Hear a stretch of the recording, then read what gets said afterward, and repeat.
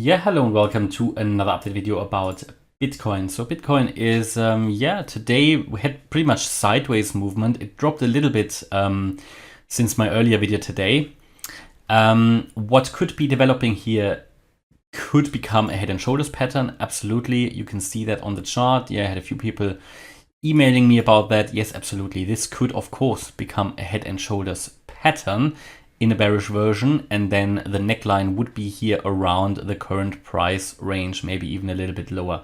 That's one possibility. But from an Elliott Wave point of view, we have obviously come today here to the low of around $19,900, pretty much a little bit lower, pretty much $19,830 we came down to.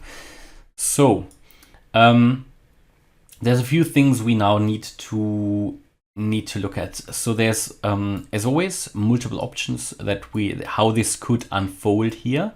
But for me at the moment, given how the price action is currently unfolding, I would expect lower prices still. First of all, into this yellow target range, which is located between 18.4 and 19.6K.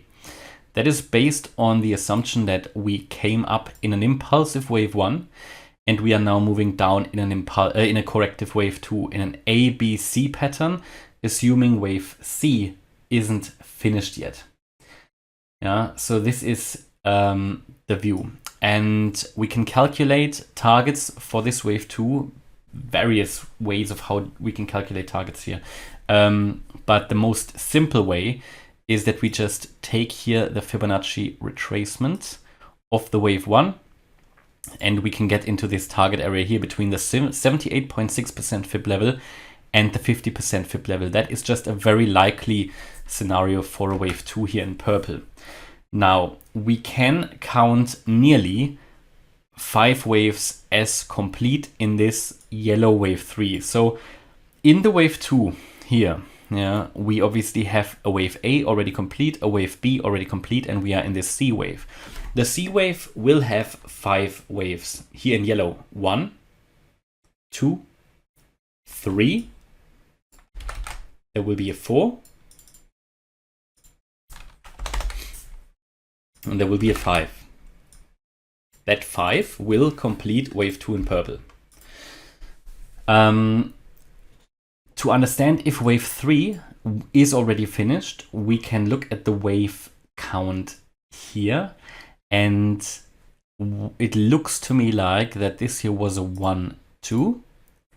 We then came down here in a wave 3, again, oftentimes the longest wave. We could have had a very short wave 4 here. And then we are next going to move down in a wave 5. Now that would assume wave 3 here hasn't finished yet. There would then again be a larger wave 4, possibly coming. Again, it's a bit difficult, we're looking here already on the 1 hour time frame. So this is really getting into micro counting. So I'm speculating here, I'm making assumptions, right? So it could very well be here. This was already wave 4, 5. This completed wave 3 here. Wave 4 is now coming, and then there will be another wave 5 down. Or wave 3 hasn't finished yet, and that would still be happening. So this is not quite clear yet. This depends on how far we now come down. So in either way, I would expect lower price. Here there will be a bit of a retracement to the upside, possibly a little bit more in a wave 4. Possibly, and then we would come down in a wave 5. That wave 5 down should break here this $19,826 level, and it should take us here into this yellow target area that we talked about. And is there another way to calculate target? Well, we can also calculate target based on the length of the wave A. So we can do that here. Take the length of the wave A, add it to the high of the wave B, and one very likely target here would be the 1.618 extension, which is at $18,670. That would be perfectly in this yellow target area. So 18,670 would be a likely target. A bit of a messy price action here at the moment, yeah. But in this wave count, I would still expect lower prices either way, possibly all the way down to, in the probably my initial worst case here in this scenario, $18,400. That would be sort of the low of the target range here. This is of course here the bullish scenario. There is also a bearish scenario that I also want to show you here so we don't forget about it. That would assume that the price action that has come up here from the low was only corrective in nature, A, B, C, and we might already here be in the fifth wave down. That fifth wave down can, in my worst case, go down all the way to 10.6K. That is the 88.7% fib level on the Bitcoin chart. Would be really my extreme, my worst case, and I would really see this only in the extreme case. When would this downward move get very likely? Well, to be fair, there is not much there that can confirm its likelihood. I mean, it might get a bit more likely below 19,750, but this would still be covered by the bullish scenario, to be honest. I'm only saying this might make it a bit more likely because this is important swing low here that you can see. If we go below that, it might make it a bit more likely that we actually go down, but really confirmation we will only see below $17,600. Yeah, we have to be very honest about that and very clear. So this is sort of the bearish version here. Yeah, so this is how we see it at the moment. Is there another bearish alternative? Thought a little bit about it. Yes, there is also another bearish alternative that would assume, if I go back to the daily chart, that would be an even more bearish alternative here possibly, where we would assume that this here, this high, was actually a wave 3. So we can just maybe label that, yeah. This here was, let's say, a wave 3.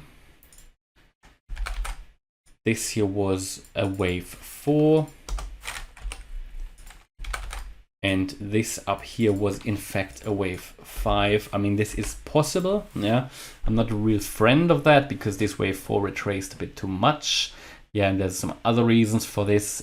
Also, I have personally difficulties to count this as an impulse. You know, you can do it, absolutely, but it's a bit messy.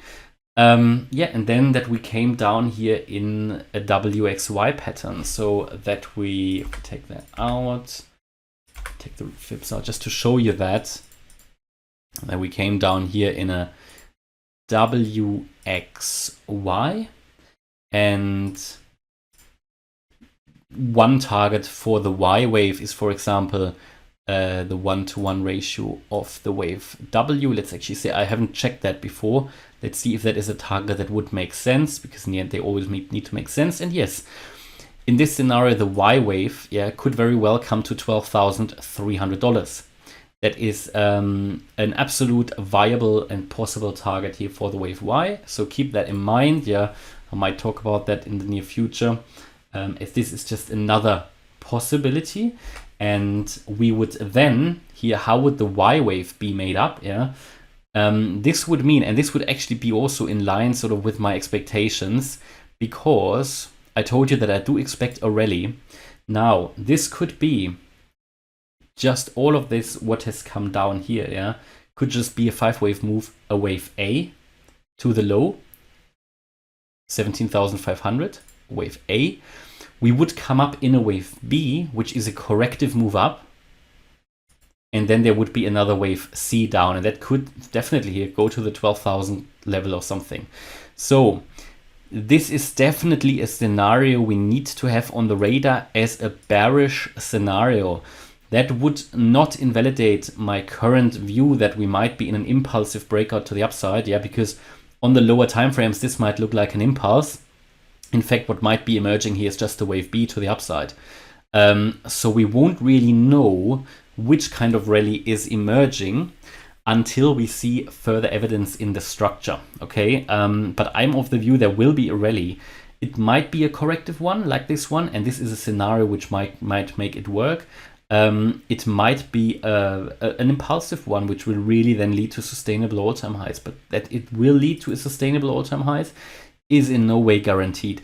And we could even say that this wave B, I mean, that might move up all the way to, in an extreme case, I would say even $45,000, you know. So we need to be aware of that, but that can be traded. And that just as a message to anyone who says we cannot get a rally because there is just no money in there, and you know we're getting into a recession. But even if you're heading into a recession, we can have corrective rallies to the upside if we're totally oversold. Just be aware of that. Yeah, this is definitely a scenario that could work out. That would also be very much in line with the 5-wave move down that we had. Yeah, in my on my chart that I normally use. Because we had 5 waves we had 5 waves down, so we have a possible trend reversal. Now we need to wait if what is coming up here will be a 5-wave move or a 3-wave move. If it's a 3-wave move, it will be that wave B and we will come down once more lower. So you know, this is just another very likely option here. Now that wave B could be very short as well. Yeah, 29k, 25k. So at the moment, yeah, we just have to be very, very clear. At the moment, there is just these charts at the moment represent just a lot of uncertainty. And I understand this is frustrating for everybody, but we need to be, we've just come out of out of 7 months where the scenario was very clear. I know it might not have been very clear to everybody, but my view was always very clear that we have to go below 28.6k. So from my point of view, in the last 7 months, since November really, or since end of November, the scenario was very clear. Yeah, of course, in the lower time frames, it sometimes gets a bit messy, but the overall scenario here was very, very clear. Now, since pretty much, well, beginning of June maybe, yeah, we are here in a little bit of an uncertain state, where we just need to see now how the structure is evolving. I understand everybody wants to know, but we need to be patient. And patience is a very, very important characteristic that everybody should have in the crypto market. All right, soon we will know more, I believe. Yeah, so hopefully you liked the update. If you did, please hit the like button, leave a comment and subscribe. And if you really like the content, check out the channel membership. Thanks a lot for watching. Bye-bye.